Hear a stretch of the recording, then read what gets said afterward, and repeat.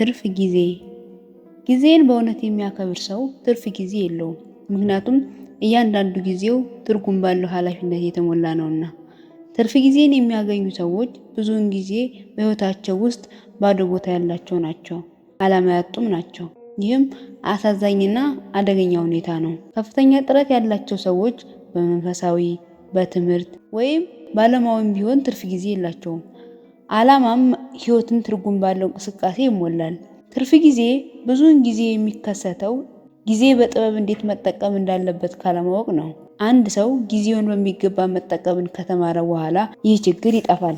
አረጋውያን ወይም ጡረተኞች እንኳን በሕይወታቸው ውስጥ ዓላማቸው እንዳበቃ ከተሰማቸው ይህ ፈተና ሊያጋጥማቸው ይችላል። ስራ ወይም ኃላፊነቶች ሳይኖራቸው ሲቀርም ሕይወት ባዶና ሸክም እንደሆነ ሊሰማቸው ይችላል።